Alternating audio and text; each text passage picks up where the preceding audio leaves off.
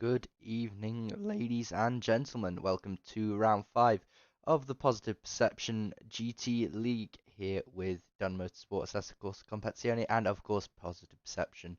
You join me, Adam Bent, once again for a live stream of the round, and we are here today at Oulton Park in the beautiful county of Cheshire.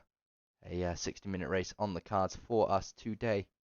As we wait for the race to get underway, we shall have a quick look at the standings and how they are shaping up. As you can see in the GT3 standings, we have Ash Knight still on the top, 2 points separate him and Marcus Hagel.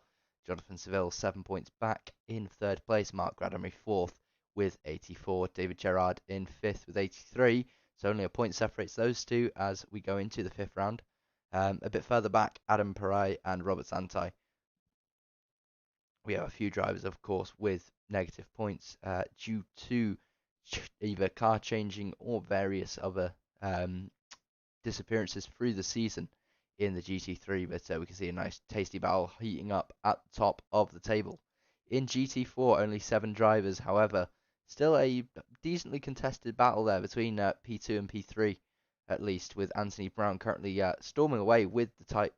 Well, at the moment, storming away with the title, possibly could be able to take it with a win here today.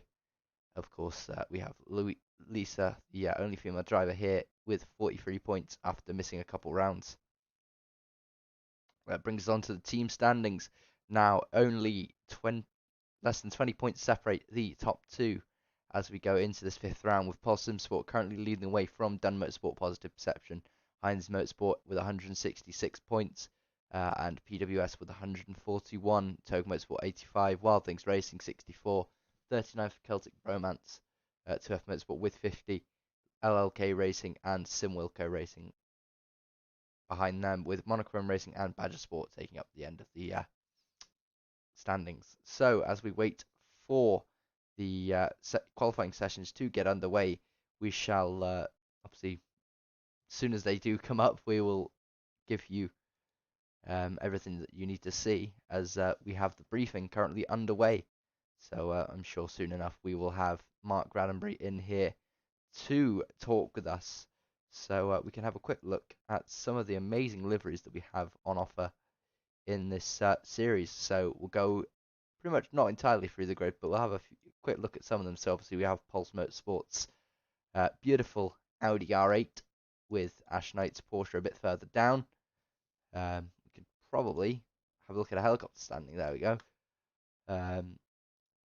Kev Straw in. We hopefully, as he's disappeared, so never mind. We were going to do Kev Straw, but looks like he's dropped out of this session. So we'll instead look at the other Pulse Motorsport car, the Bentley. We have a few new BMW M4s. So the M4 was recently added last weekend, and we have, I believe, 3 or 4 M4s here today, testing out the car and just seeing how it handles. That looks like Jack Young in the Positive Perception car. You can see the little bit of pink on the rear spoiler and the wing mirrors, as well as the 555 of Rob Jackson, which has the green end plates and mirrors. Elsewhere, we've got the Pulse Motorsport BMW M4 there as well. And I believe that is the only M4s we've got. So there's still 3 brand new M4s here. The car's not actually racing until next year. In fact, there's another one up ahead. I can't see which numbers on the side of the BMW, but we know that it's there. So, yeah, obviously a lot of cars here today. About 25 in total as they are currently going into briefing. So we'll have a small break while we wait for them to come out of their briefing, and we will get underway with qualifying as soon as that is done.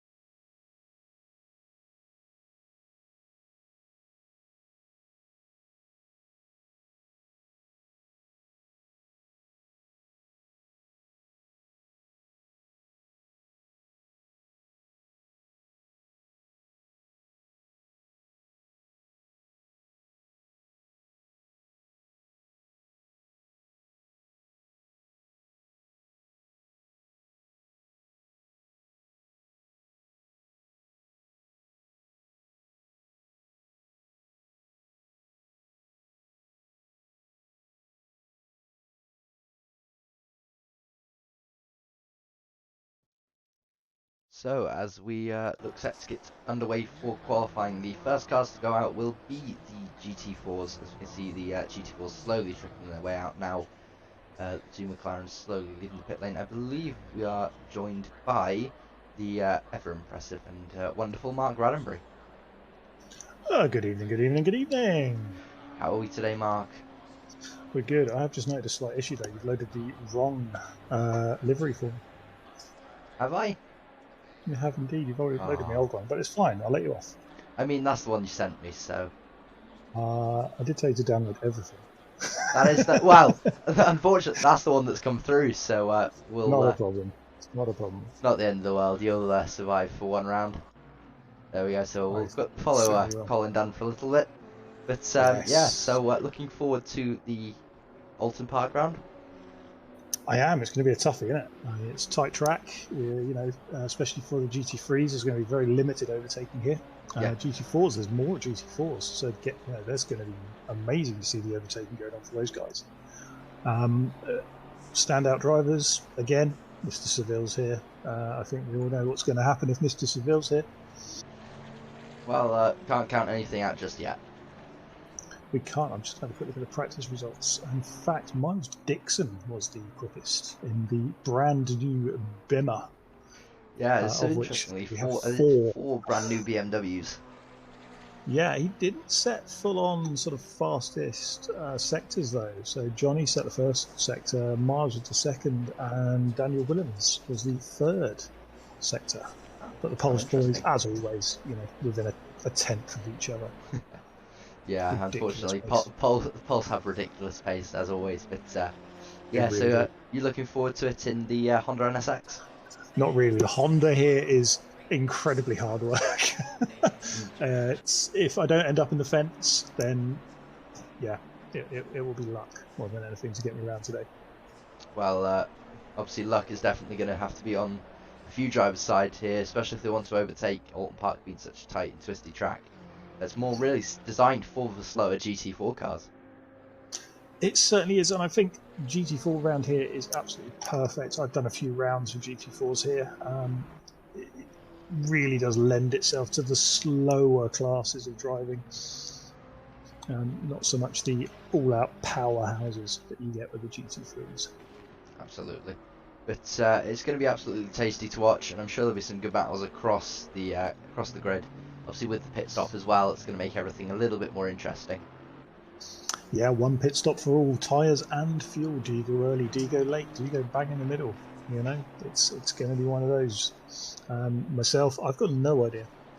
I haven't prepped. Some of us were doing a short race. Lisa decides to attack the tyre bale there. Has she killed the tyre bale? Possibly. Fantastic. Gives it a little bit of a nip on the way through, but nothing too bad. But yeah, there's a lot of good looking liveries. Obviously this is the first time since the first round I believe that I've had a look at some of these liveries, and yeah, some looking very beautiful in the afternoon sun, as it were. You definitely need to have a look at the BMW liveries for Mr. Rob Jackson and Mr. Jack Young. That is the brand new Positive Perception style, which you can see gracing tracks everywhere now. Absolutely. Well, I saw it briefly last time out at the Spa 24, and I have to say it's one of my favourite liveries to look at as it went through. So it'd be great to see them across the grid and across various grids. I will say it is not quite what you saw at Spa. Has it changed again? Has it? Yeah, I've had to simplify. So the livery you saw at Spa, that was taking me around about 4 or 5 hours to complete each car. So it has had to be tailored down a little bit to make it a bit more repeatable and quicker for me. Anyway, let's have a look. How's the GT4 qualifying going? It's looking pretty good. We can see that Ant Brown is currently leading the way with Lisa in P2, 1.3 seconds back. Sorry, I'm showing the wrong screen for you. That's fine. Screen in front of me anyway. There we go. Well, that helps me. So we can see that 5 drivers have set their times. Robert Zantide, the slowest of the 5. I say that as Jamie Buchanan then sets a time as well, which is slower Rob's first time out in a GT4, I'd like to point out as well. He's normally joining me in a Honda, so to see him in a especially in the Camaro, what a car, what a noise. If you can get an onboard, you need to drink in the atmosphere of that V8. Trying to find the numbers sometimes is a bit of a hassle, but yeah, absolutely, it is an amazing car and definitely worth having a listen to if we can get the system to update itself with the number 12. We will go on board with it for sure. There it is, in fact. So sounding amazing, in fact, as it comes through. It without really does. It's just such a raw engine. It's one of the pleasing cars to hear in this game. It really is. Yeah, it absolutely is. As you can hear it now coming up down through Dearly into turn 1, setting it is 2.4 seconds back off the Aston Martin in P1, but obviously the loud muscle car. Surprisingly, obviously this is the closest thing we have to the Ford Mustang. We still haven't had the Ford Mustang into the game yet. We haven't, and I need it. I need that car. We also need the Supra. That would be a fantastic addition. It would indeed, absolutely. I think, you know, Supra and the Ford both very much missing from this game. I'll tell you the noise there's a noise that's just caught my ear, Adam. The Maserati just went past me. Tom O'Farrell's Maserati. What a noise. Anyway, I'm going to have to love you and leave. I didn't realise. Oh no, I've still got 3 minutes. You got 3 minutes. You got plenty of time. You're right. Panic over. New driver as well. Oh, yellow flag. Where's the yellow? I'm not sure where it was. Lisa's come off in this second chicane. So it looks like she's got going again, so... car in front of us right now is Mark Cooper, brand new to this league. He signed up late yesterday. He's in the Audi. Interesting choice. Last time I drove an Audi, didn't go well. Yeah, but, I mean, surprisingly, obviously, it's one of the very few cars that have a GT4 and GT3 variant. I believe it's only the Aston Martin and the Mercedes that are similar. I think you're forgetting the AMG as well. Yeah, that's what I just said, the Mercedes. Did you say that as well? Oh, you did, sorry. I mean, obviously, you know, you've got the same brands, you've got the McLarens. Obviously, yeah, you've got the same brands, but... in terms of actual, you know, full-on, these kind of look the same. Obviously, we have the M4, but nobody's going to be driving the M4 GT3. From as Lisa goes off, that little Lisa's just hit the wall in the background. Oh, no. There you go, there she is. Yeah, I'm seeing a yellow. So she's pulled over to one side. I think she's going to end her session there. There you go, back into the pits. Massive shame. Lisa was on pace there with Ant as well. She's only 0.76 of a second back, which is a very impressive gap between. That's not a lot from Code Brown, as he is known. Well, the Aston Martin's surprisingly not as quick here. See, I'm surprised that nobody's taken the Ginetta. Ginetta's normally known for being quick round the circuit. In fact, normally every year when they come here for the British GT, takes 2 or 3 of the races. If I was out there right now in GT4, I would be in a Ginetta, no question. Fantastic car. The only thing to get used to, right-hand drive, compared to everything else on the grid is left-hand drive. Well, I mean, but driving in the UK, you should be used to driving right-hand drive. I should, but I don't generally drive at the speed you can get with the Ginetta. That's very true. Well, you say that, the Ginetta isn't exactly quick, and that's why it suits the British tracks so much. Obviously, British car for British tracks. That's exactly. That's definitely the buzz there. Well, interestingly as well, they're now sold in America. They're trying to make an entire series in America of the indeed. Right, Ginettas. I'm gonna have to love you and leave you. Right, no worries, buddy. Been great. Take care. Be back. Good luck, everyone. Thank you very much. Take care. Right, so as we are coming into the last 30 seconds of GT4 qualifying, we see that Ant Brown has 0.76 seconds of a lead on Lisa, who has come into the pit, so she is done for the session. We have Colin Dunn in P3, second back in the first McLaren, Mark Cooper, on his first race with positive perception in P4 in that Audi R8.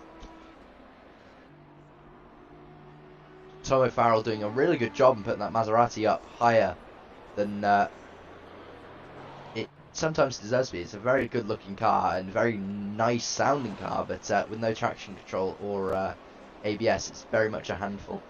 Jamie Buchanan coming through now for what looks like him to finish off his lap, as we are now into the GT3 qualifying times. So we'll see where this puts Jamie as he comes across the line. But I know he's going to come into the pit, so he's not going to finish his lap.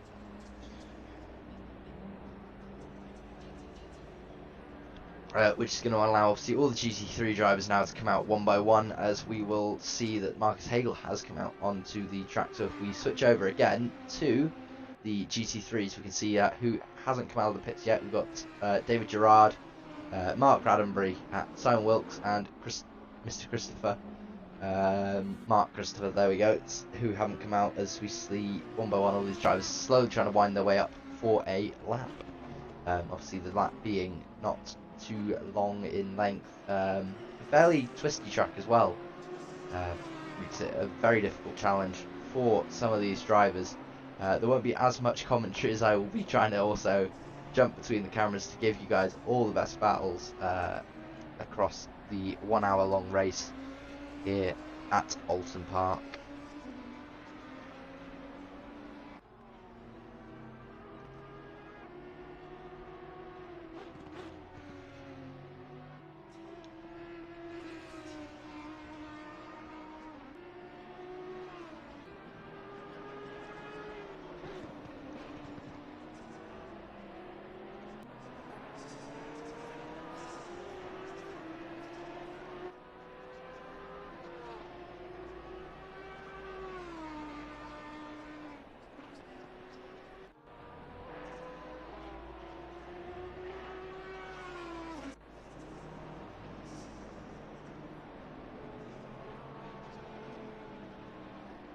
Right, I'm not sure if that's gonna fix the issue or not, yeah, let me know, Miles. But yeah, trying to a small echo. I'm not quite sure where that's coming from. Normally it's not too bad, so we'll see if that helps at all.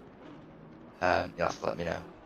But yeah, we can see that we've got 7 minutes and 37 seconds left of qualifying, and we have currently got no times on the board from any drivers in the GT3 class, with most of the drivers in GT3 actually. So we've got 18 drivers in GT3, as opposed to the 6 or 7, sorry, in GT4. So it'll be interesting to see how the cars stack up in terms of their qualifying times compared to the slower GT4 cars. We saw Ash Knight there going just a bit further ahead. Oh, that's new.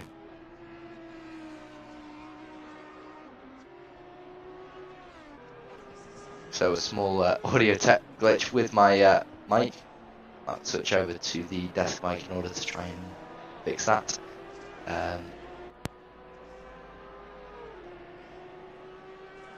So if that's what we'll do, there we go, that sounds a little bit better. As we are watching Marcus Hagel almost going off and crashing at the end of turn 1 there.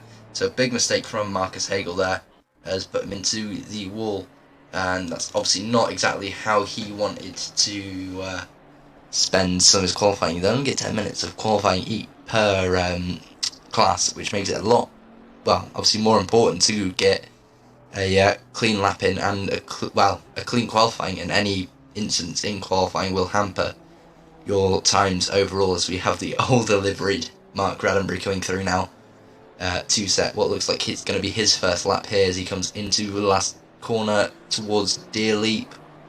Looks smooth as he comes out on the exit, coming through Deer Leap now. Looks like it's going to set a decent time here. It's good enough for P4 so far. So we've got Rob Jackson on the pole at the moment with a 1:34.2. Taylor in the Bentley, Jack Taylor in the Bentley, not doing too badly at all. Only 0.125 of a second back on Rob, as there you go, Miles Dixon now sets a time of 1:33.68 in the brand new BMW M6, I believe it is. Right, that enormous mouth on the BMW, very, very interesting design. I'm not a big fan of it myself, but yeah, it definitely is a quick car. You can see that with Ash Knight now separating the two BMWs in the number 9 Porsche. Possibly one of the nicest sounding cars on the grid for sure. The Boxer engines, very, very lovely to listen to. But yeah, so with 4.5 minutes, 4 minutes and 50 seconds left in qualifying for the GT3s, we can see that Miles Dixon is on the pole with Ash Knight, Rob Jackson, Jack Taylor, Daniel Willems and Marcus Hagel on in 5th and 6th, David Gerrard 7th with Mark Granbury 8th, Simon Wilkes 9th and James Jackson, well, we say that as Jack Young in the other positive perception BMW now goes up to the pole on a 33.4, so an incredible time there by the young driver. I believe he lives on Anglesey, so not too far from myself, but yeah, the young driver doing a very good job there, and actually displacing a Pulse driver from the top spot with 4 minutes left to go. We still have no time from Johnny Seville, which is very interesting to see that he's not set a time just yet. It looks like he's being hampered a little bit, and he's possibly made a mistake there, which has allowed, obviously, him to have to go round again without a lap, but I'm sure he'll be able to set a lap before the end of the session. Miles Dixon now goes back up to the top with a very, very good time. And then Willems goes up to the top. I believe that's another M6. So we now have 3 M6s on the top of the grid, with the other M6 literally one position behind Ash Knight in P5. So all the brand new M6s doing great job here and showing that the car has a lot of pace around the circuit.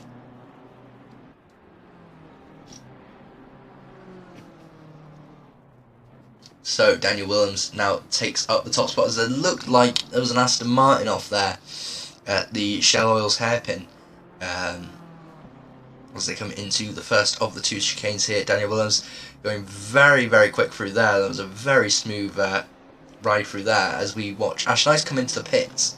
So Rob Jackson is currently up on his time a little bit. Daniel Willems, Miles Dixon both up on their times as well. We can't see whether Jack Young is or not, but there's a few drivers currently up on their times, so it'll be interesting to see whether they can improve before the end of the session. But it's very interesting to see these brand new BMWs right at the top of the grid already, with 2 minutes and 30 seconds to go. Jonathan Seville still no lap time. Surprisingly, for a driver of his quality, you'd think he'd already have a lap time by now, but it looks like he's had just a few issues across the qualifying, and this is going to be a one-shot qualifying for him, so we may as well ride on board with him and just see what's going on with the McLaren and the Pulse Sport driver.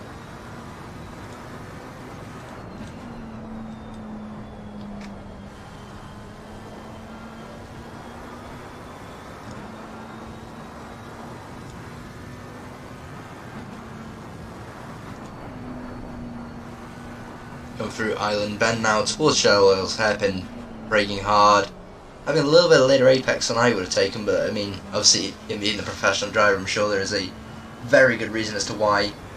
Coming up to the Falston's chicane now, 7, 8 and 9, very tight chicane.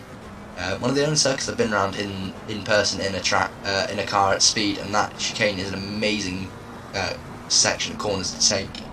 As we come into Hislops now, lovely, lovely line through here towards Knickerbrook, a very fast-ish corner as you come up the hill now towards Watertower and Druids Corner. Obviously, you're going to be carrying as much speed as you can towards these, otherwise you're going to struggle down this last little back straight here towards Lodge Corner and Dearly before the end of the lap. So we can see Daniel Willems, Miles Dixon and Jack Young still at the top. Barely a tenth, not even a tenth, separates the top drivers, as we can see Jonathan Seville. This looks like a clean lap, so we'll see how far where this actually puts him. It only puts him 4th, but obviously that does still put him in the mix of the BMWs, so he now takes Ash Knight's place in displacing Rob Jackson from the 2nd row, and obviously the McLaren now up into 4th place with 1 lap to go.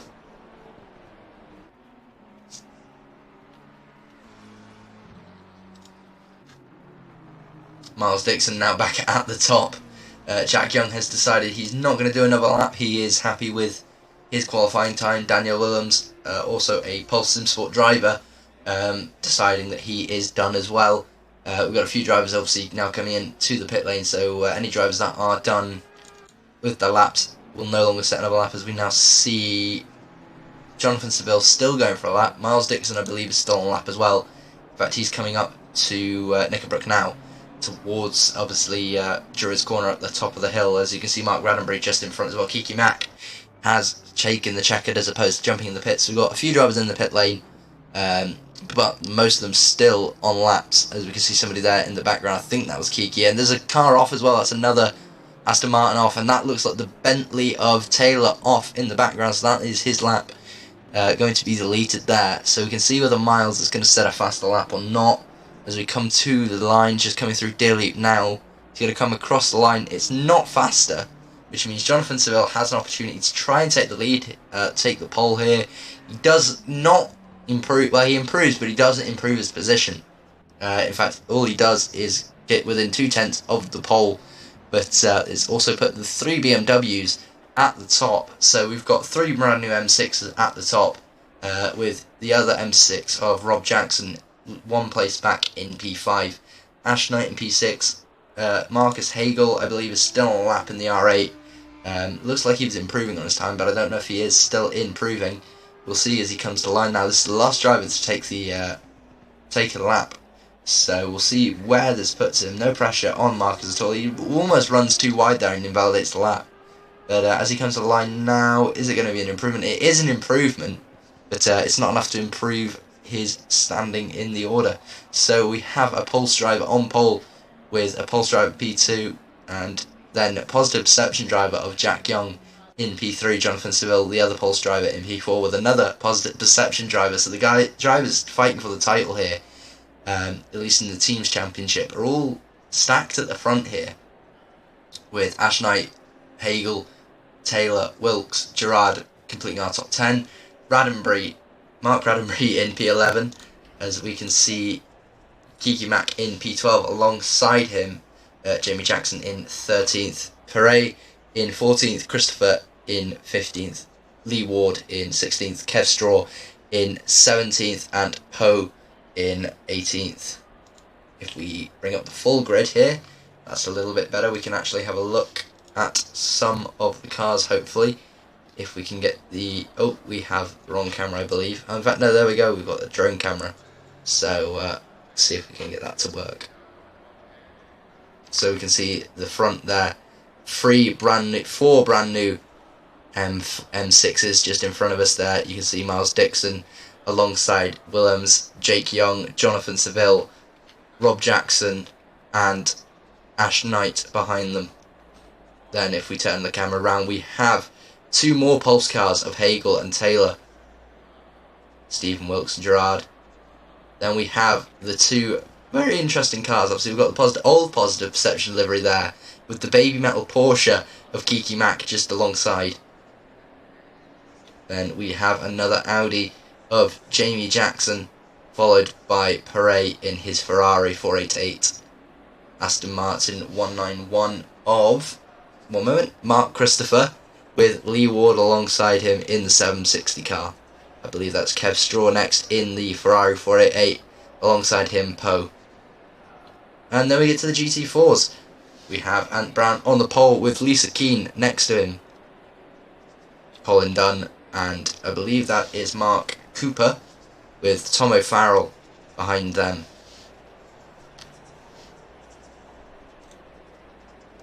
Jamie Buchanan in another McLaren 570, and rounding out the grid we have the beautiful looking Camaro of Robert Zantai. So a large grid here. In fact, looking at the grid, 25 cars around Oulton Park is going to be a very, very good race today, as we can see a lot of the cars slowly getting themselves ready for the race. You can see some of them still up on the jack stands, which indicates they're still playing with their setups and possibly their pit strategies too, as we are coming to 2.5 minutes till the start of the race. You see the red lights up there, ready to go. Our beautiful Marshall friends over there with the cameraman and various bits, as we are waiting for round 5 of Positive Perception GT Season 2 to get underway here at Oulton Park.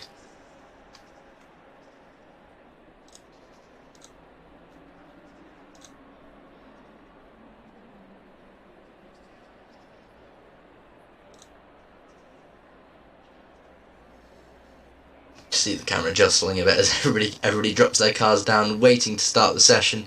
We can see that everybody is looking beautiful as ever. The liveries are beautiful. We're going to have a quick look at the brand new Positive Perception livery for the, I believe, the 2022 season, until Mark decides that he wants to change again. But at the moment, it's looking amazing, and I think he's done a great job. Obviously, always does a good job with his liveries, but we can see that it's especially pretty in this, well, at the moment, morning sunshine on the Sunday. An hour-long race to go, so we'll see how it looks at the end of that hour. But right now, looking amazing, and obviously, yeah, the drivers driving it have done a great job to put it on the second and third rows. So we can see that turn 1 is not far away at all, as they're going to have to do a formation lap. And coming up daily is going to be very interesting, because a lot of the GT4 drivers are still going to be up daily as the lights go green. So all of a sudden they're going to have to go put their foot down uphill and basically into a blind crest. I'm not sure what's above it. I've been to Oulton Park a few times, and I can tell you for a fact that the races in here is normally still jam-packed with action, despite obviously being a twisty and tight circuit in the UK.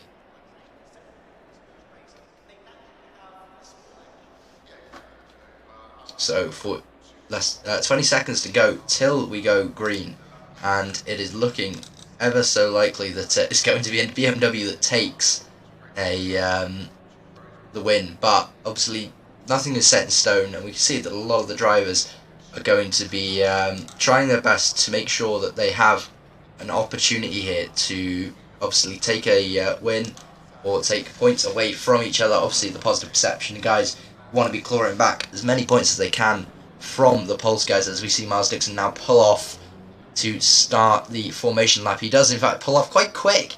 He pulls away from the guys behind, so you can see that a lot of the drivers now just warming up their tyres as best they can. Jack Young giving a little bit of a wiggle, but in the background there as Miles comes through Oulton corner down towards Cascades, one of my favourite corners in the world, I think, with the way it is. Just, it's such an amazing corner, downhill left-hander here at Oulton Park. Very fast corner in the right cars, especially with these cars with a lot of downforce. Some cars can even take it flat. So coming through now towards Island, and the Shell Oil's hairpin, again a very good corner, a cambered hairpin at the end of what is pretty much isn't straight. If anybody remembers the Grand Tour days, a lot of cars will still be fairly flat. A small lift normally through here to get yourself set up here. Obviously that grass there, unforgiving. If you go off towards Shell Oils, then there's some lovely safer barriers there to greet you, but unfortunately, while you will be safe, the car will more than likely be a bit trashed after you pull it back out of those barriers. Towards the first of the two chicanes now, the tightest of the two chicanes. That sausage curve on the inside, very unforgiving. Those poles won't be surviving much of this race. I think they'll probably be down within the first lap or so as people try to jostle for position there. But we can see that they're now coming down another section of straight, which is also a hill. So not much of this track that isn't on a hill as such. In fact, a lot of this used to be used for the WRC rally when it used to be held in Wales and Cheshire. As we come through now Knickerbrook and back up another hill towards, my brain eludes me, I believe it's Druids at the top of this hill. Water Tower and Druids corner, so another kink in a straight, followed by a fast right-hander at Druids corner, and in another straight that I believe is the only flat part of this track.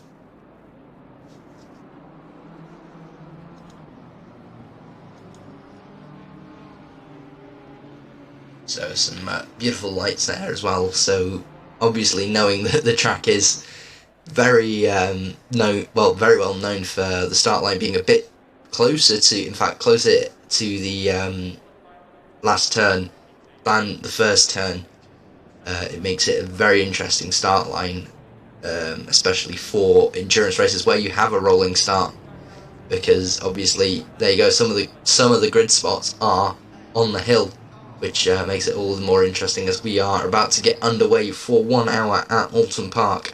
The GT3s will obviously take the green flag, with the GT4s not far behind as we come up to the line. Now there's a green light, and the BMWs look like they've got a really good start. In fact, Jack Young on the second row looks like he's got a great start in front of the Pulse Skies, as that looks like Jonathan Seville off in the grass, but he's still held it. He looks like he's losing a bit, but he holds it.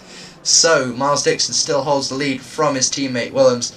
In the background, it looked like a little bit of contact between the two, the Positive Perception BM and the McLaren of the Pulse driver of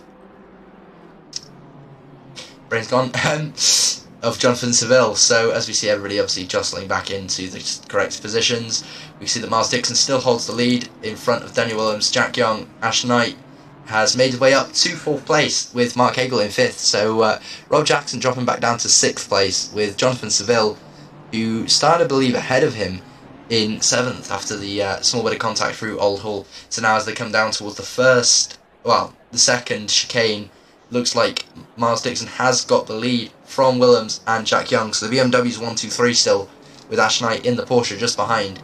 If we go a bit further back, in fact, we've got a battle going on here between the 3 Pulse cars, Simon Wilkes, and then just behind them Mark Raddenbury. So Seville now past Rob Jackson in the Positive Perception BMW. He goes wide into Druids, he's going to hit the wall, just about escapes the wall, but he's gone off into the grass there and lost a load of positions, dropping behind Lee Ward, I think. Yep, Lee Ward will take the position, so that puts him right back down the order. So Rob Jackson now back down in 15th place. If we jump back up to the front, we can see that Jack Young is still pressuring the other Pulse car of Willems in P2. So he's definitely not giving up the charge here. There's Ash Knight in P4 and Mark Hagel in P5. As Ash Knight now runs a little bit wide, so that's going to allow Jack a little bit of breathing room to focus on attacking rather than defending. Lee Ward, I believe, actually currently with the fastest lap. So after the first lap, he has set the fastest lap of the race. We've got meanwhile in the GT4s, we have Ant Brown leading the way by a decent chunk already. He's gapped Lisa Keane by 2 seconds already, as Lisa's now under attack from Colin Dunn in the 570S in the background there. So the Mercedes looking like it's struggling a bit for pace compared to the 570. The R8 not far behind, with Tommy Farrell's Maserati not far behind them. Santai and Jamie Buchanan. So Jamie Buchanan's had a nightmare here, but he's only just coming up to Shell Oils now. So something's happened to the young driver as he comes through now in the 570S.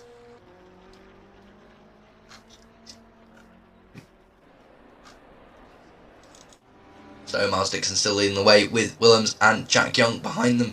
Ash Knight, Mark Hagel, Jonathan Seville, Taylor Wilkes and Mark Raddenbury up to P9, and Perret in P10, the Ferrari.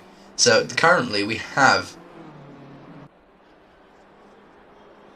I believe, of the 10 spots, we have 6 different manufacturers: BMW, Porsche, Audi, McLaren, Bentley, Honda and Ferrari. So it's looking very tasty in the top 10 so far. The Aston Martin's a bit further back, Lee Ward and Mark Christopher in 12th and 13th, with Gerard in 16th. We've got Jamie Jackson really far back, so something's happened to Jamie Jackson. In fact, yeah, he's now fighting in the GT4 traffic, so something's happened to Jamie Jackson. Whether he's taken his pit early, I'm not quite sure, but I don't think he'd be taking his pit this early. In fact, yeah, Togue Motorsports driver is now stuck between the traffic of GT4 as he now's trying to thread his way through past Lisa. Obviously Lisa's AMG has a lot of grunt on the straights, which is going to make it a little bit more difficult for him to get through. Kiki Mack also having a nightmare, and a bit further back than I'd expect him to be. Obviously the Celtic Romance driver in the Baby Metal Porsche behind David Gerard in the Aston Martin, the PWS car.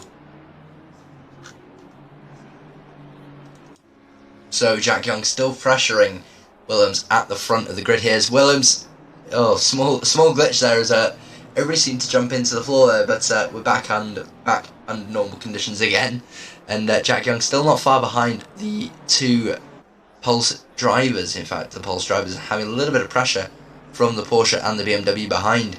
So these four have broke away from Hagel and Jonathan Seville. Jonathan Seville knows he needs to get past his teammate here in order to try and catch back up to this pack, and possibly, obviously, try and take the win here. He knows he needs to make a good move. Obviously, the pit. Obviously, if you can see the orange ones next to them, that means they've still got a pit.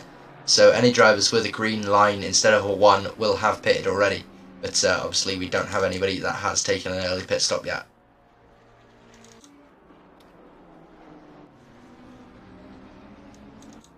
So we have a small battle developing here between Lee Ward and Kev Straw as they come through Island towards Shell Oils. It looks like there's a three-way battle, in fact, between Christopher, Straw and Ward in that 2 Aston Martins and a Ferrari. In fact, Lee Ward's looked down the inside, coming out of the exit of Shell Oils towards the first chicane. We can see he's made the move before getting to the chicane. He's outbraked the Ferrari and off he goes into the distance. Kev Straw being left there as the Aston Martin makes a great move for P13.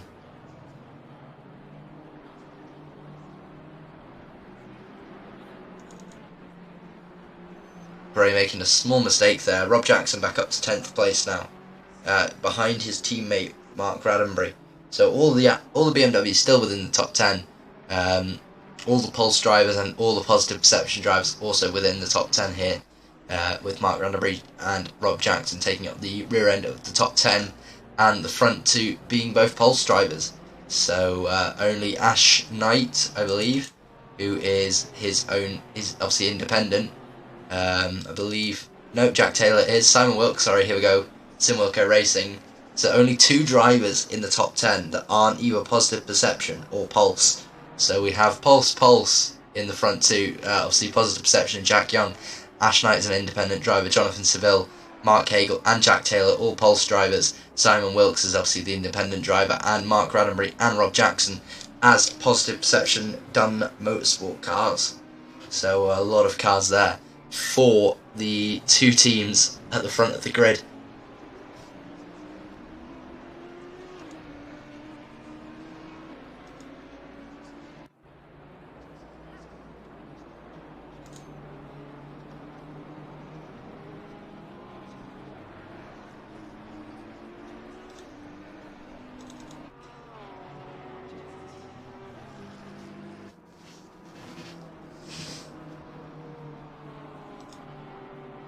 What's it for? There we go. Test. No.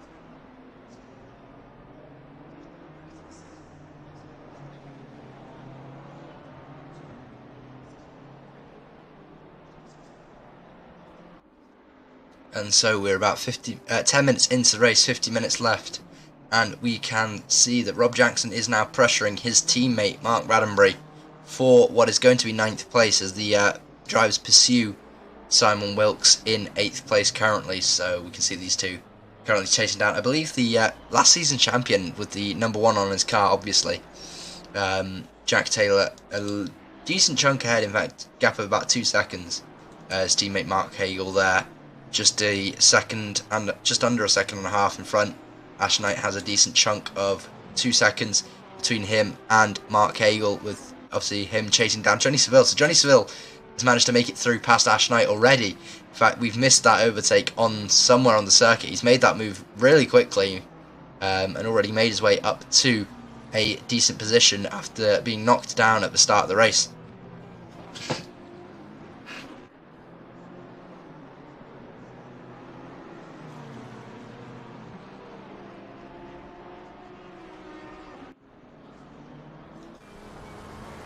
So here we go, right on board with the 720S of Jonathan Seville as he chases the BMW of Jack Young. Jack Young doing a great job so far defending from the very experienced Pulse SimSport driver. I believe made it to the semi-finals of the TCR Global Series, the competition on Assetto Corsa, where these drivers had to race as Jonathan Seville goes off, in fact. So we've commentator cursed accidentally Jonathan Seville here. He's now gone off, and obviously given Jack Young a little bit more breathing space. Jack seems to be dropping off the pace a bit from the front drivers, but he's still doing a good job to try and keep up with the very, very quick, talented drivers in front as well.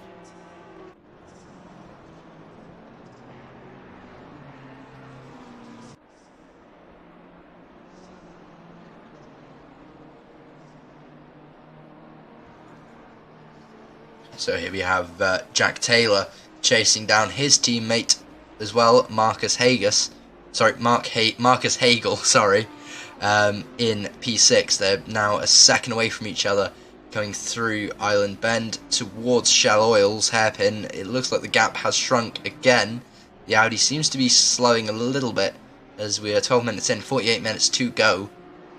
We can see that Jack Taylor has got an opportunity to try and pressure his teammate. Elsewhere on the circuit, we still have a battle going on between Lee Ward, Kiki Mack, and Kev Straw. In fact, there we go. Kiki Mack's made it through past Lee Ward and towards Kev Straw here. There was a lot of dirt kicked up then. In fact, we can't see where one of the cars has gone. Somebody's off somewhere. I believe it's Kev Straw off somewhere. In fact, there we go. There's Kev Straw off at Shell Oil. So I don't know whether he hit the wall or not, but it looked like the Ferrari had a bad time. In fact, there you go. A lot of damage on the front of that Ferrari. So it's been visited the walls there at Shell Oils.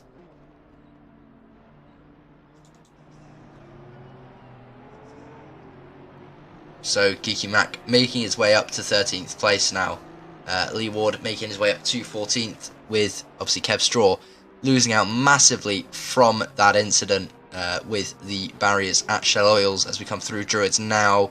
The Porsche looking pretty racy here as it comes down towards the final turn and Deer Leap at the start-finish straight. Speaking of racy, we have Daniel Willems now catching up to the back of the other Pulse driver of Miles Dixon. In fact, they're starting to already catch up to back marker traffic.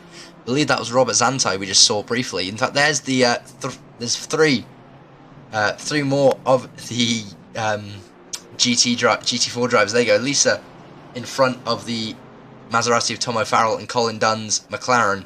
So it's currently looking, it looks like Ant Brown, Mark Cooper and Lisa Louise Keane are the front three here for the GT4s. In fact, there you go. That does confirm it. Tom O'Farrell and Colin Dunn not far behind. So these GT3 drivers have a lot of work to overtake the slower GT4 cars here at Oulton Park. It being a tighter circuit, it's going to be a little bit more effort to get their way around these very, not slow cars, but obviously compared to a GT3, it does struggle a bit with downforce through the turns and the straight line speed. In fact, there you go. You can see just how much straight line speed the BMW has compared to the Mercedes coming down the straight. Easily breezes past, and as it should, obviously. We can see that Jack Young's just going to send it up the inside, and off he goes into the distance past Lisa. Jonathan Seville going to do the same now as he goes through. So we can see that obviously the GT4 cars are slowly starting to play their part in this race, as we can obviously the gaps now between the front three are slowly shortening. In fact, there we go, the pressure from Jonathan Seville now on Jack Young. Jack Young now under attack from Jonathan Seville, I believe the championship leader here, as they go through Shell Oils and towards the first chicane. We can see that the car behind is pushing as hard as he can to catch the front two of Willems and Miles Dixon.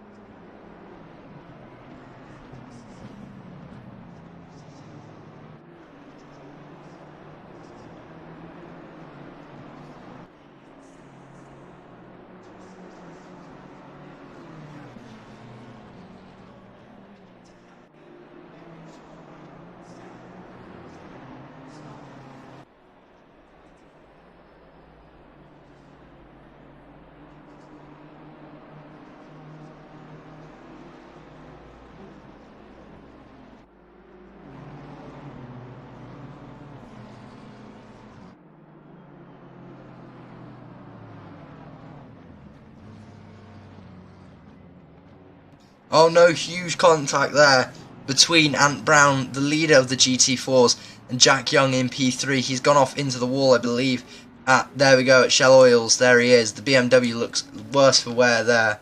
As, yeah, there you go. He jumps back to the pit lane. He's had enough, and he is out of the race, I believe. That is not a good way to end your race there, which is going to allow Jonathan Seville to inherit P3 there. So, it's really unfortunate to see.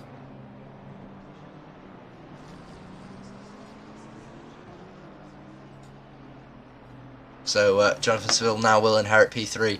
Jack Young being taken out by the Aston Martin of Ant Brown. So Ant Brown is obviously still leading the GT4s, but obviously that damage is going to be a little bit more difficult to contend with now as well. You can see damage on the front of the Aston Martin.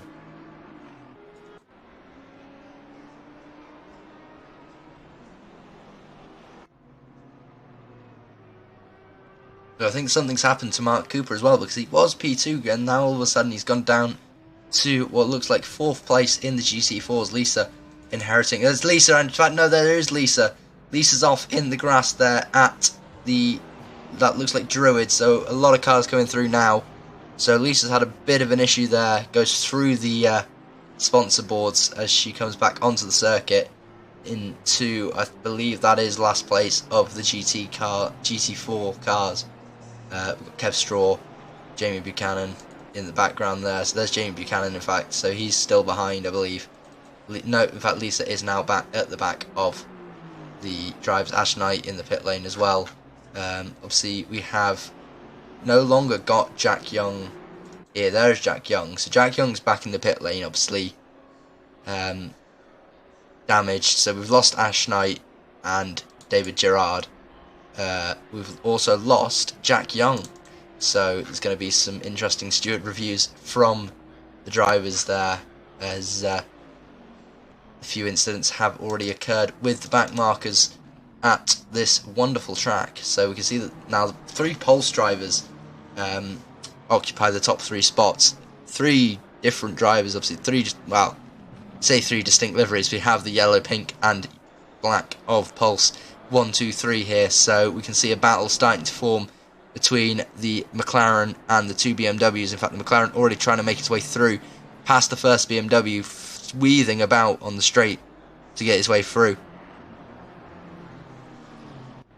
Runs a little bit wide, the number 17, as he comes down towards Cascades. Flicks it in, does very well to get the car rotated perfectly as he comes out. Runs a little bit wide, but shouldn't be anything too bad. The gap between him and his teammates, 0.5 seconds between the 3. So you can see that almost identical gaps between the 3. Mark Hagel in P4, so it's a Pulse 1, 2, 3, 4 at the moment.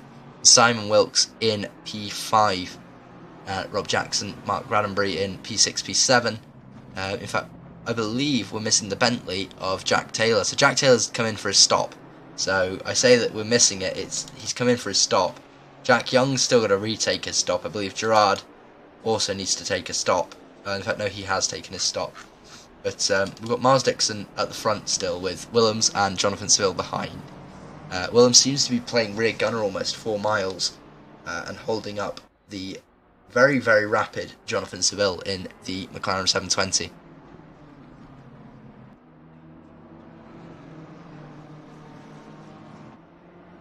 So a few of the drivers have already taken their stops to try and negate the issues with obviously stopping and coming back out into traffic. So possibly some of these cars are trying to make their way through the traffic by stopping early and hoping that other cars get worse at outlaps than obviously themselves. So we can see that a few drivers, Kev Straw, Jack Taylor, both taking their stops early. Everybody else within the top 12 hasn't taken their stop. And then everyone back from 14th to 21st, including the GT4s, haven't taken their stops just yet. Obviously Ash Knight leaving the server after the contact, I believe he's had earlier on in the race. We haven't seen what happened to him, but we know obviously something has happened and he has withdrawn from the race.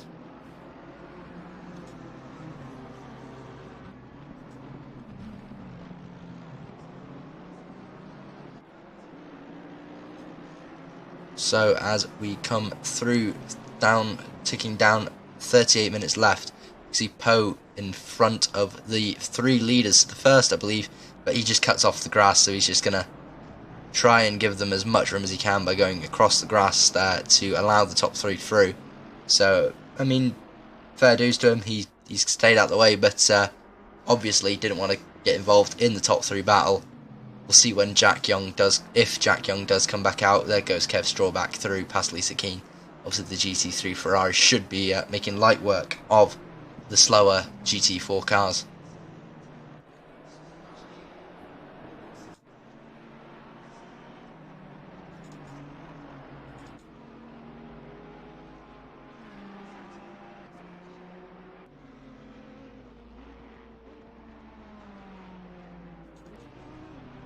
So the Bentley of Jack Taylor trying to make his way through past Robert Zantai's Camaro, sends it up the inside and off he goes into the distance to chase down Mark Cooper's Audi.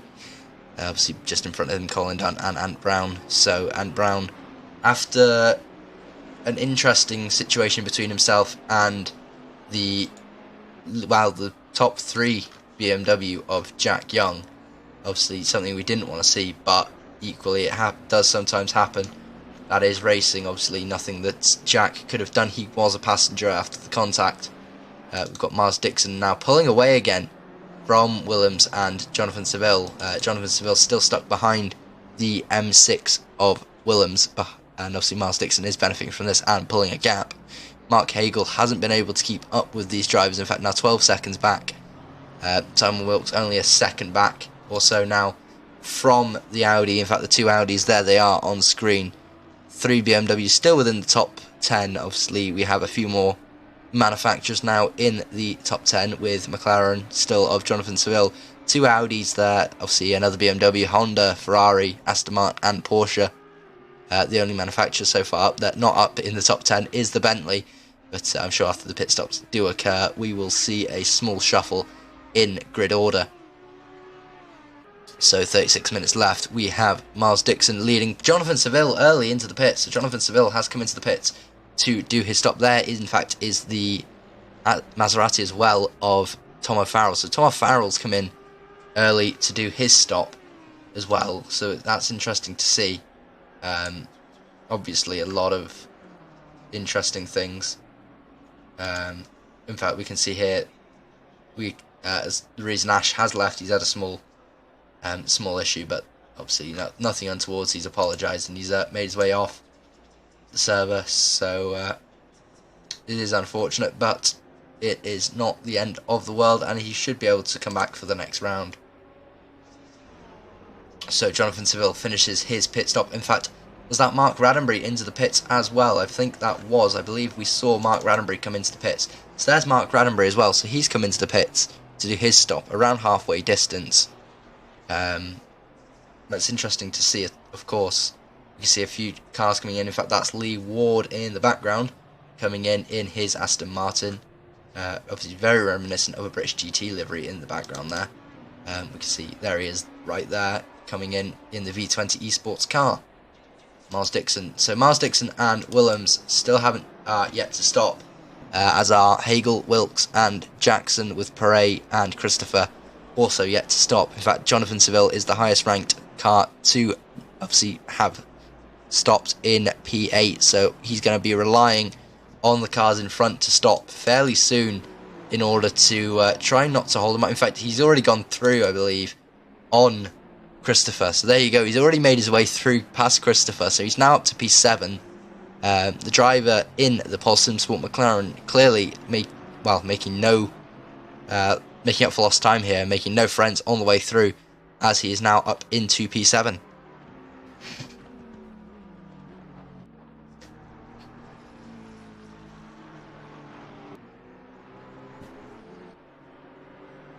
In fact, there we go, race leader is now in the pits. Miles Dixon now has come into the pit lane.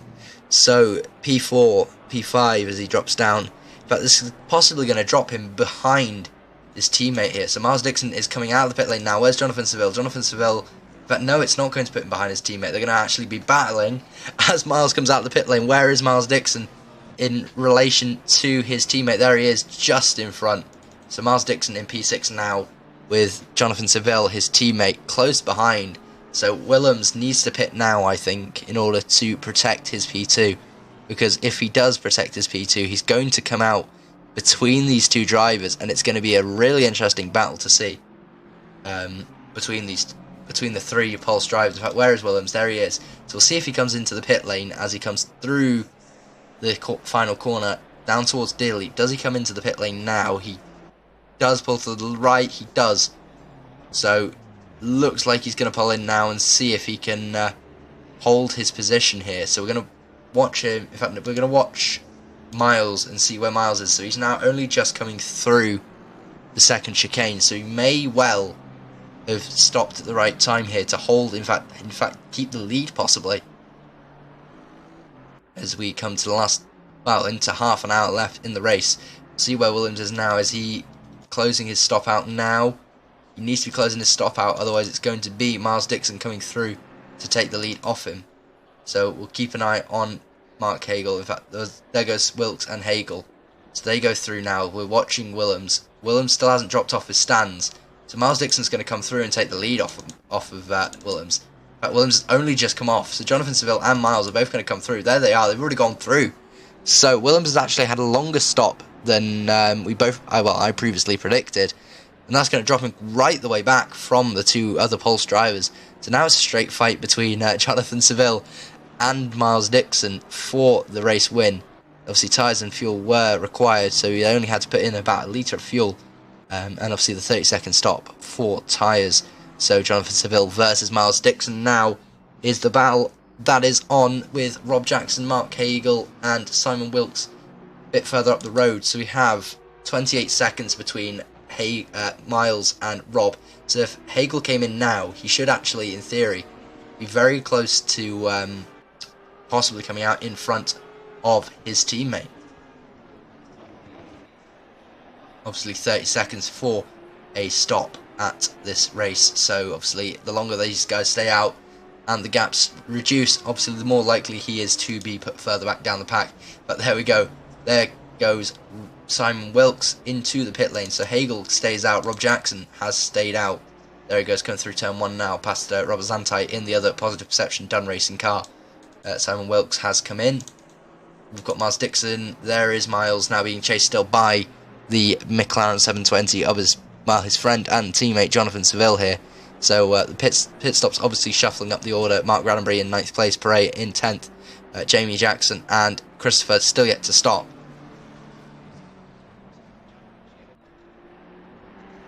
So as we come through, half an hour now left on the clock.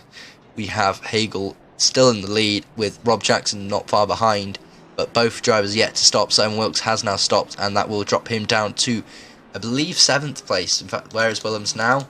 Willems is, yeah, there we go. So there's Willems. Mark Christopher also through. James Jackson also not through yet, so it will put him between Christopher and James Jackson, I believe. There we go, the timing sheets have updated for me, so that's now P7 for Simon Wilkes, but obviously I believe he will still gain a couple positions from the drivers that are yet to stop. There we go. We have a confirmation of halfway through, and it's not over yet from the race engineer. Obviously, unfortunately, I forgot to turn off the race engineer, otherwise we wouldn't have a lovely bit of information from the beautiful as ever race engineer. Marcus Hagel now coming through to start another lap. I believe it will be lap 20 as he comes through turn 1. It looks like the Audi is going pretty well. Rob Jackson, in fact, is still closing the gap though. This will allow Miles and Jonathan Seville to close the gap as well. So these two drivers are very quick, and it's going to be very interesting to see how long these two drivers stay out for, whether they stay out long enough to try and expand the gap again. We'll see what the gap is when Miles comes across the line as to whether it was worth staying out this long. In fact, whereas Miles Dixon now, he's come through, but we haven't got the gap between 29.5 seconds. According says 29.5 seconds between Miles and Rob. So it'll be interesting to note how much time it's going to take Rob to make his stop, because obviously Miles being so far back, you'd think that he would have stopped sooner, but we've got Rob Jackson about saying 26 seconds, so he's not even a pit stop ahead at the moment, as Ant Brown is in the way a little bit there of the Pulse SimSport driver. He stays wide to try and stay out the way as best he can, but it's not exactly easy to stay out the way of the faster cars here, especially when it's as wide as the 720 and the M6. There's Lee Ward in the background there, chasing down the Aston Martin GT4, one of the very few cars with a GT4 and GT3 variant in this series in general. Cooper with a stop go 30 seconds, so he must have obviously sped in the pit lane to give himself a massive penalty like that. In fact, that will drop him right down to the back end of the order. That's basically coming back in to do another stop. So Miles Dixon still chasing down. In fact, Rob Jackson now finally in the pits. Miles taking a lot of grass there, so almost throwing the race away there. If he had taken too much and spun, that would have been race over for him. But Jonathan Seville obviously capitalising on that now, less than 0.5 of a second behind as they come through Deer Leap towards the next lap. So we're going to start lap 21 here with Miles Dixon now taking P2 from Rob Jackson, and obviously Jonathan Seville now back onto the podium places. So in fact, whereas Rob Jackson he's currently still sat in the pit lane, Willems comes through as well. So this looks like it's still going to be a P1, 2, 3 for Pulse, as obviously the drivers are still slowly doing their stops. Pulse SimSport driver, obviously Pulse MJ, SimSport driver, number 117, Marcus Hagel catching up to the back of Kev Straw, one of the drivers to stop as well. In fact, we've got Christopher in the pits as well, so Simon Wilkes will benefit from that. James Jackson still hasn't taken his stop. Mark Ranenbury behind him. So Mark should be able to take take the position back from Jackson as they come through now past Druids there. Marcus Hagel coming past the Ferrari. So if I was Marcus, I'd stop now and just, damage limitation as such, but it seems to me that he's not going to. In fact, he's going to come through to do another lap. So Marcus Hagel is probably going to go towards the end then and try and do his stop as late as he can to try and at least extend a gap. But Miles Dixon is going to be bearing down on him very, very soon.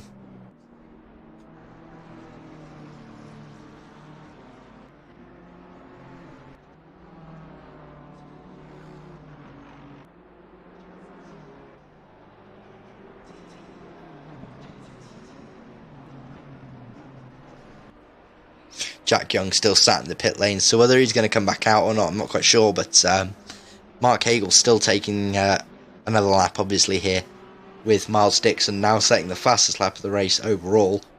Jonathan Seville, obviously not far behind him. In fact, the lap times, their fastest lap times aren't too dissimilar. We've got a 33.7 for Miles and a 33.7 for Jonathan Seville. The only difference being 0.013 of a second between the McLaren and the BMW. So both cars absolutely rapid here. In fact, there's Mark Cooper in his Audi R8 there, holding up what looks like the race, well, holding up the race leader slightly there as they come out of Shell Oils, but you know, completely within his right. He's just trying to hold his line.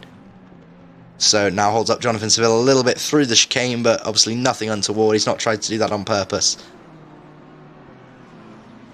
And there goes Jonathan Seville through. He has now lost a bit of time, actually. In fact, there's a lot of time to have lost between him and Miles. So a lot of time to be regained here on this lap.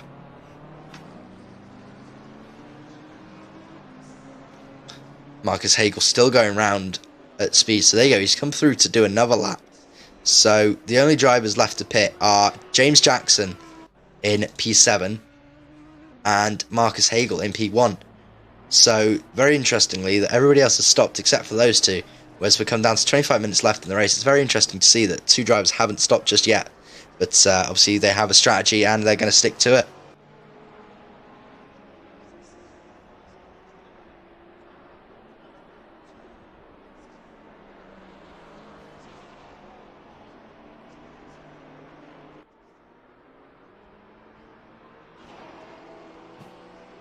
So we're watching here the beautiful sounding Maserati as it comes through Ireland towards Shell Oils. You can see the lake just in the background there.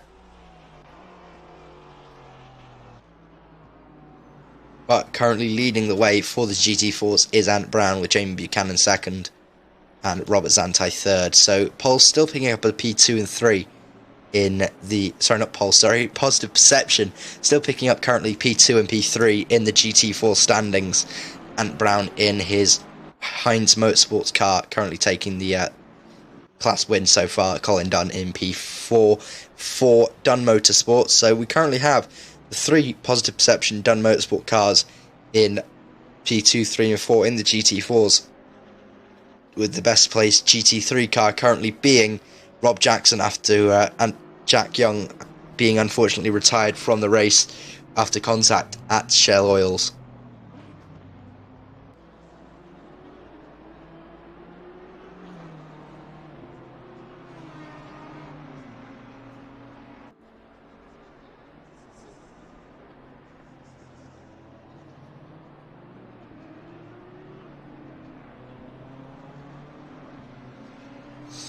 So with 22 minutes 45 seconds left, we are currently watching Rob Jackson be actually chased down by Simon Wilkes just in the background. There you can see the Audi R8 of Simon Wilkes in the background.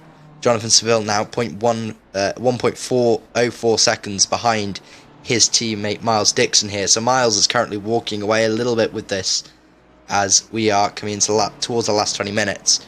Marcus Hagel still yet to stop, but there he is now. So Miles is not too far away now. In fact, much less than a stop away. They're coming only just through Shell Oils, but Marcus Hagel really is going to have a difficult time holding these two behind. Only 27 seconds in front, so not enough time to even change tyres between him and his teammates behind. In fact, it's going to be a Pulse 1, 2, 3. What order yet? We're not quite sure, but it looks like Hagel could actually come out in front of Willems if he stopped within the next lap or so.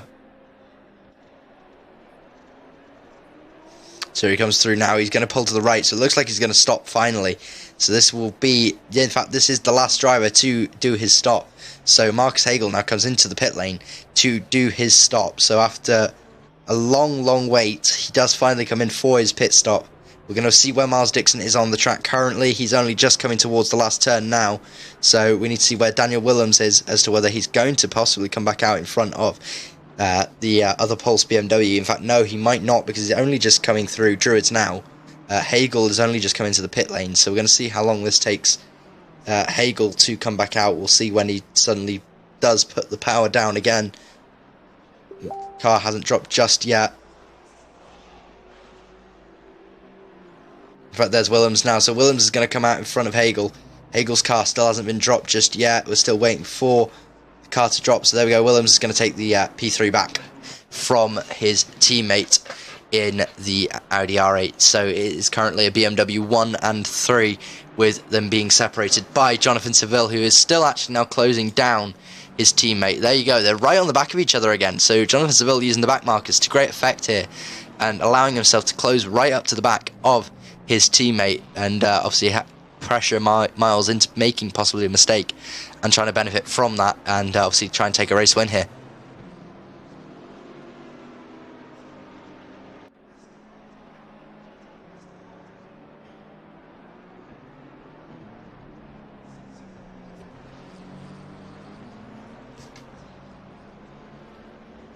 Elsewhere on the track, we have Kiki Mack chasing down Mark Christopher in the Aston Martin there, the PWS car, being chased by the Celtic Bromance driver in the Baby Metal Porsche, with Adam Perret in the background there, obviously trying to chase down the Porsche as well. So we have a through battle going on here for 8th place currently.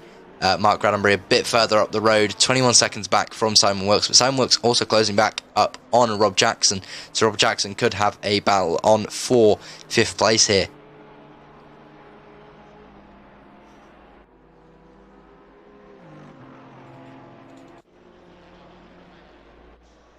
Elsewhere, there is a battle going on for 3rd place in class. Colin Dunn chasing down his teammate there, Robert Zantai.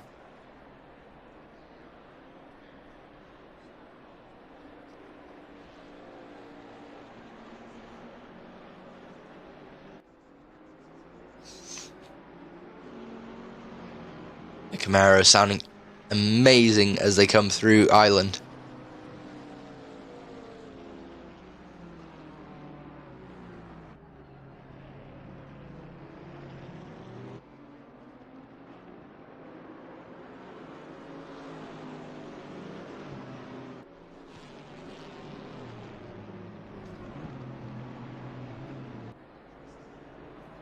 Through the first chicane, it looks like that is Daniel Willems getting between the two here as they come towards the second chicane. He's going to throw it up the inside, possibly. No, he thinks better of it.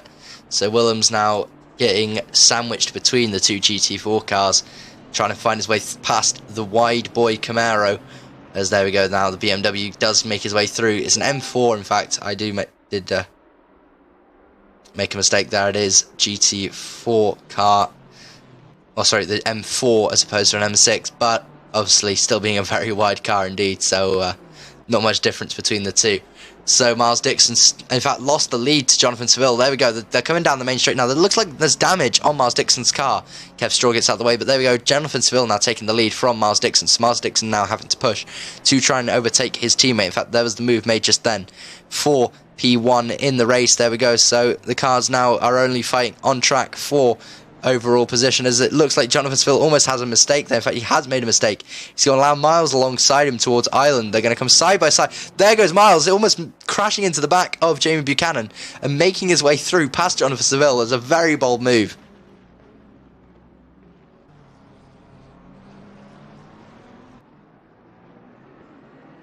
So there we go, Jonathan Seville now back down to P2. So after making a move for the lead, Miles Dixon makes his way back through after a very, very bold move into Ireland, past Jamie Buchanan and the standing McLaren, basically, of Jonathan Seville.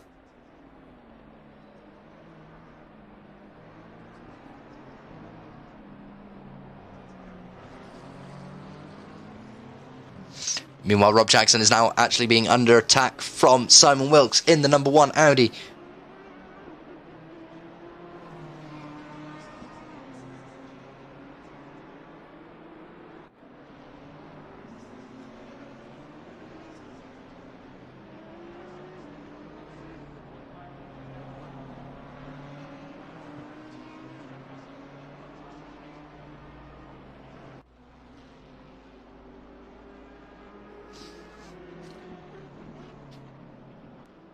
So Rob Jackson still under attack by the Audi of Simon Wilkes.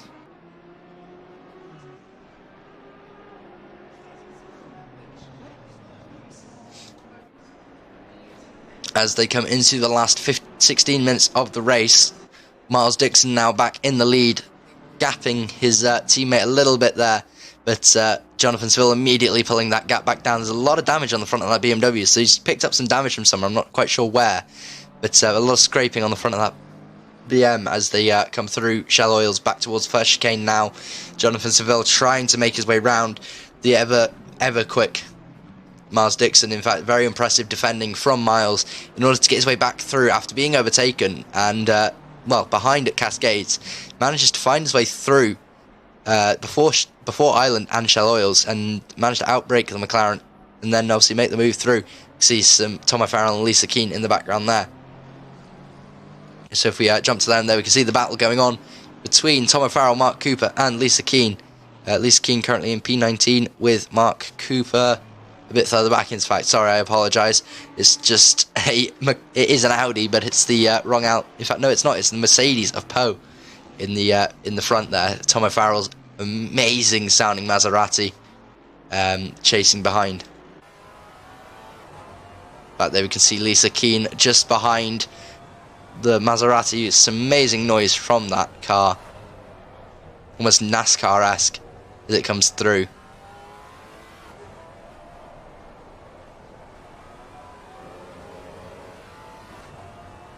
This is the view from the back of Miles Dixon's car as well, as Jonathan Seville now almost pushing him through Cascades towards Island. McLaren seems to have the legs and the slipstream as he gets right up to the back of the BMW. Looks like he was going to try and make a move there. He's going to pretty much push his teammate through Shell Oil's hairpin towards the chicane. We can see that Miles is under a lot of pressure here, and he's got a lot of work to do to try and keep his teammate behind. In fact, Mark Hagel. Now, in fact, there we go. So Marcus Hagel's gone in front. So it looks like Williams has had a big accident somewhere. There's a lot of damage on the front of that BMW. So Marcus Hagel's now going to take the third spot. So it's still going to be a Pulse 1, 2, 3, but 3 different manufacturers on the top 3.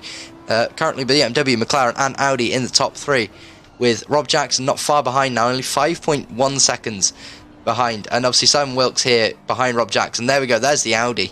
So it's a BMW, McLaren, Audi, BMW, Audi. So a lot of cars within the top 10 still, different manufacturers. Amazing grid we have here on display today. With some amazing looking cars. Obviously the Positive Perception cars looking extra beautiful today. I'm not paid to say that, they just do look extra beautiful today. So Miles Dixon is still under pressure from the McLaren giving him no breathing room. Almost 10 minutes left of the session.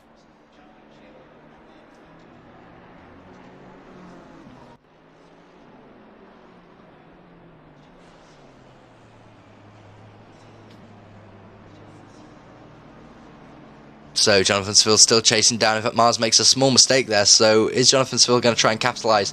There he goes once again, closing right up to the back of his teammate. He's going to have to try and make a move soon if he wants to take that win away from his teammate. There we go. Miles runs a bit wide actually. That allows Jonathan to close right up to the back again. So Jonathan Seville once again pushing his teammate out of Shell Oils towards the chicane.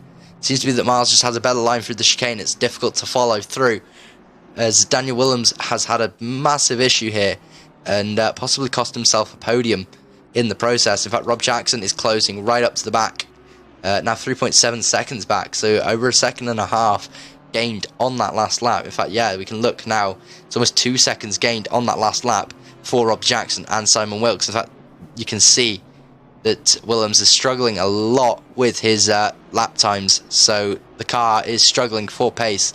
We can see just how much damage on the front of that BMW. In fact, he's probably crashed into a wall somewhere, or possibly hit that tyre bale, because that tyre bale has gone a lot more inward than we've seen it. So we've got 20, I believe we've only got 20 cars, 20 cars left in the race. So we've lost 4 cars, 5 cars in fact in the process of this race, which is a lot of cars over the hour. But obviously we can see that Daniel Willems is now struggling as well, with another BMW right on his heels. So Pulse may lose another position here, with Willems possibly not being able to hold on with 11 minutes left to go.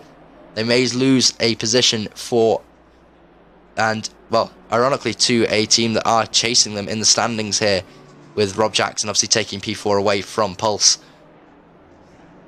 And Brown still leading the GT4s, with Jamie Buchanan a bit further back, and obviously Colin Dunn has overtaken Robert Zantai. So Robert Zantai and Colin Dunn are still fighting, but obviously you have Colin here a bit further ahead with Poe and his teammate there, Mark Raddenbury, in the background. But obviously he's not far behind Colin Dunn here as they come through now. There goes the Honda NSX past the 570S GT4 car.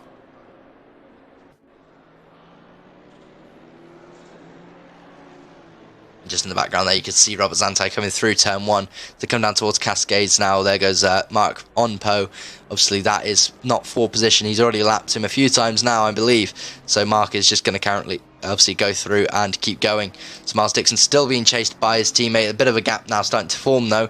So whether there was a mistake from Jonathan or otherwise, we're not quite sure. But obviously, Hagel gone through to P3 now. So P3 belongs to Marcus Hagel.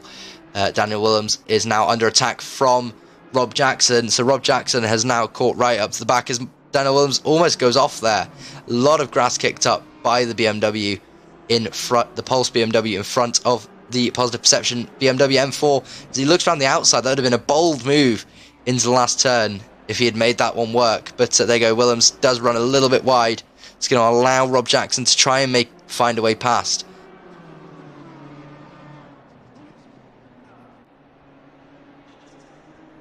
If we look at the last laps, once again, Willems is really slow, so we can see that Rob Jackson is trying to defend and attack at the same time. It's the difficult part of being the middle driver. You're not quite sure where to attack or defend. But watch the onboard of the rear wing of the Pulse Sim Sport car as they close up massively in that turn there. In fact, there we go. Rob's looking for a move there. He's going to have to defend a little bit from the Audi. The Audi almost getting along, well, got alongside in Shell Oils, but thinks better and backs out before they exit the turn.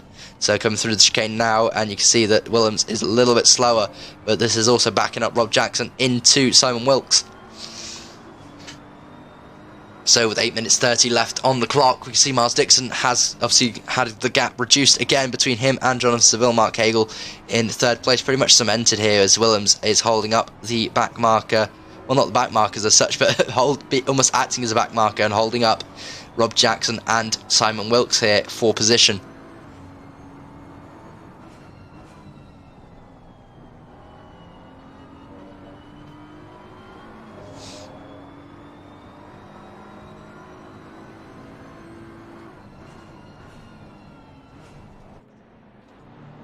So we can see them coming out of the last turn now through Deer Leap. You can see that the Pulse Sim Sport car at least has still got the power on the straights, but it's struggling in the corners. We can see as the last laps still represent obviously a lot of time lost between these three. 137s when the front runners are currently doing 35s and 34s. In fact, 34 from Marcus Hagel. So Marcus Hagel is closing the gap, but obviously not at a big enough rate that would affect the standings at the top three. So we can see Rob Jackson once again trying to make his way through. He's flashing him to let him know that, hey, I am faster. Do you want to let me through? There we go. In fact, there we go. He's going to try and make a move around the outside. It's going to be a very bold move if he can make that one work. He's left himself vulnerable on the inside, though. In fact, there you go. Simon Wilkes is going to try and push his way through on the inside. Rob Jackson off after a contact. There's contact between Rob Jackson and Simon Wilkes. Simon Wilkes makes it through, but Rob Jackson has come through back out of the wall. You can see damage on the BMW there. Simon Wilkes now making the position through a little bit of contact there. I think that was a racing incident there. They just have come together on the exit of the turn. And Simon Wilkes now has a go at trying to overtake Daniel Willems.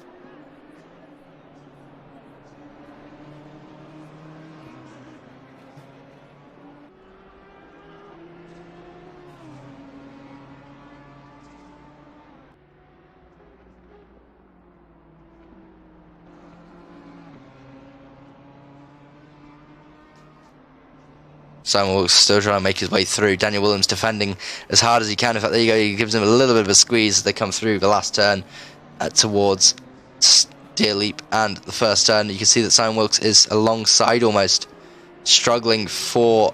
almost gets pushed into the wall there. Simon Wilkes doing a very good job to stay out of the wall there and trying to push his way through. Obviously, a lot of time lost here behind the M4.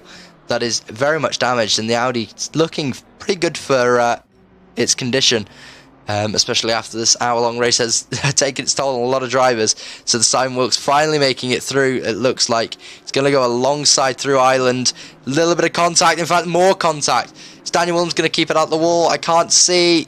He does keep it out of the wall, but that also will drop him behind Rob Jackson. So when it rains, it pours for Daniel Willems.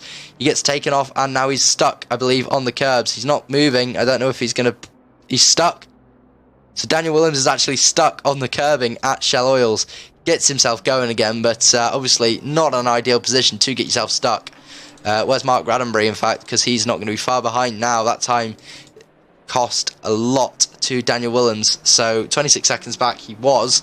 I think it's going to be much less than that now when we see the next split, but obviously Daniel Willems being pushed off a little bit there by Simon Wilkes. I'm sure both of those incidents will be looked at between the two, between obviously this round and the next. We'll see just how much trouble any driver gets in for the instance. We've got another yellow flag somewhere on the circuit.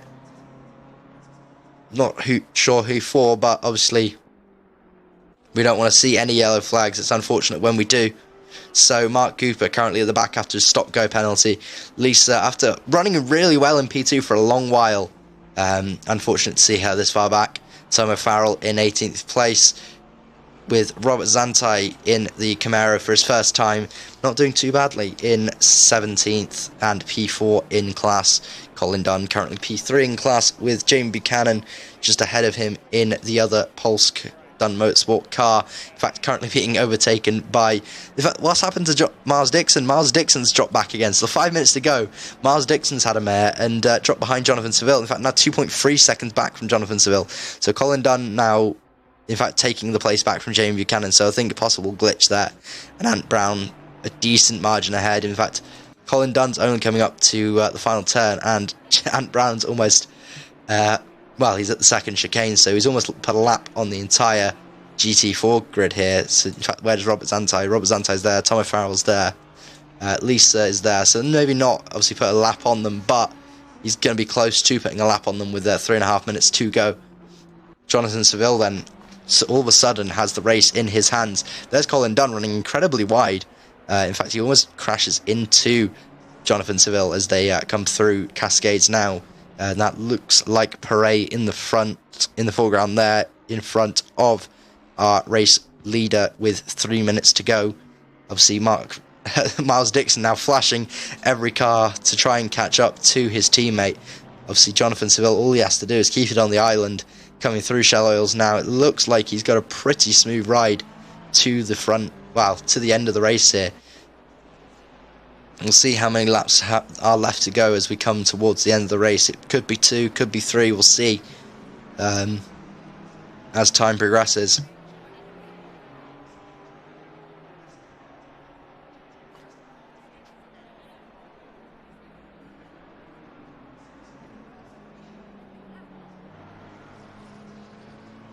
But it does look like most of the grid is now pretty much set, with Kiki Mack and Mark Christopher still battling it out for 8th place here, so it's going to be interesting to see who does come out on top with 2 minutes 19 seconds left to go. In fact, there's the mistake from Mark Christopher. Kiki can't capitalise.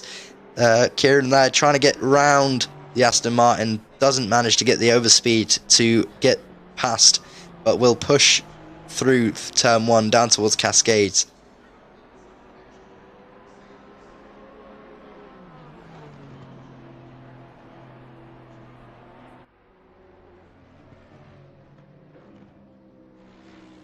Porsche looking very, very racy on the back wing of that Aston Martin.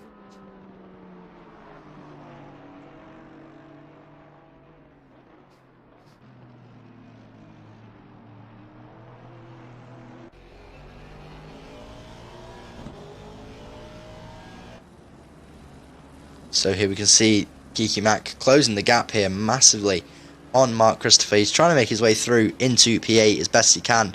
Obviously looking for any opening that he can find. Porsche looking pretty quick behind Aston Martin. Aston Martin seems to be holding its own though, and obviously with Oulton being the way it is difficult to overtake here. Elsewhere up the road, Mark Roddenberry there, obviously still going very strongly. In fact, where is Jonathan Sills? There will be one more lap after this, I believe, because he is now coming up the hill towards Druids. There we go. In fact, there's the Oulton Park Bridge as we come towards Druids now. And there we go through Druids now towards the final lap So we're about to go on our last tour of this amazing circuit.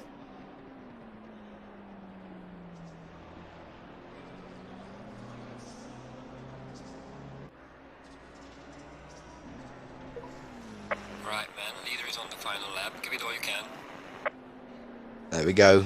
Give it all you can. Was the message from the race engineer there. So Jonathan Seville now 2.4 seconds in front of his teammate. It looks like it could be all over here for Miles Dixon. Miles Dixon on 1:35.2 the last lap. His teammate did a 1:34.8, so 0.4 of a second slower than his teammate here as they come through Ireland for the last time. Jonathan Seville still looking like he's got a lot of pace in that McLaren as they come through Shell Oils now. It looks like he has got this all wrapped up. Not much traffic in the way now.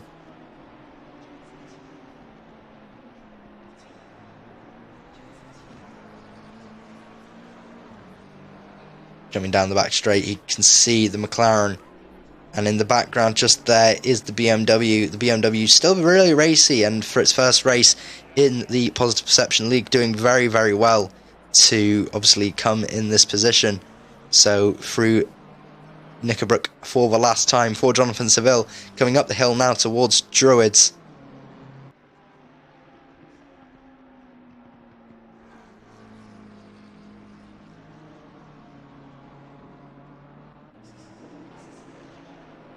Coming towards the final turn now, and Deer Leap. I don't really count Deer Leap as a turn, but this is the final turn, I would say. So coming up to the line now, Jonathan Seville looks set to take round 5. In fact, he will take round 5 here at Oulton Park. Congratulations to Jonathan Seville and Miles Dixon in P2.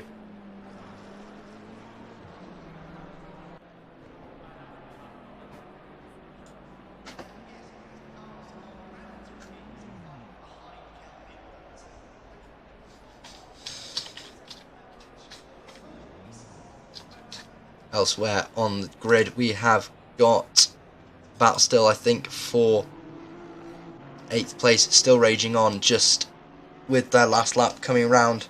It looks like Kiki Mac won't be able to overtake unless he can make something happen within the last few the last sectors now.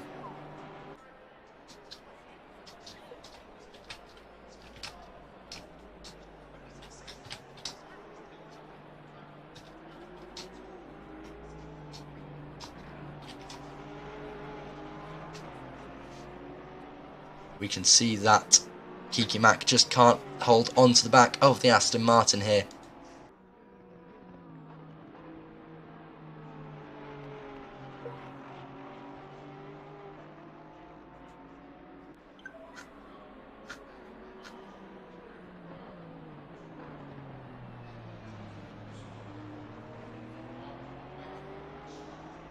So in fact, there you go, you can see actually right up to the back of him. He's going to try and overtake on the outsider, but can't make the move. So we have Jonathan Seville, Miles Dixon and Mark Hagel, P1, 2, 3 there for the GT3s, with Ant Brown, Colin Dunn and Jamie Buchanan taking the top 3 in GT4. So that will conclude round 5 of the Positive Perception GT League. Unfortunately, I won't be doing interviews tonight just due to a small migraine I've got. However, obviously, I hope that everyone has enjoyed the stream, and next time, I can't remember quite where we are next round, so you'll have to give me one moment. We are at Suzuka in 2 weeks' time for round 6 and the final round of the league.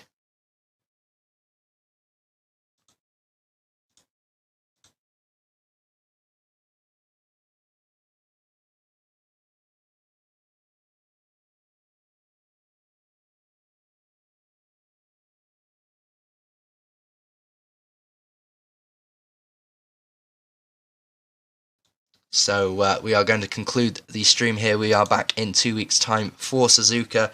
I do have Mark with me. Did you find that race okay, Mark? I found it tough, very tough, but fantastic race. Ultra clean as well, by the looks. Didn't see too many yellow flags. I want to have a word with whoever took away the brake marker for the last corner, though, because yeah, that caught me out. Well, I can't wait to see how the race goes in 2 weeks' time. Thank you very much for inviting me out to. Thank you very much for inviting me out to commentate again, and I can't wait to see you in 2 weeks' time. Thank you very much. Let's do it. Thank you, people. Enjoy yourselves.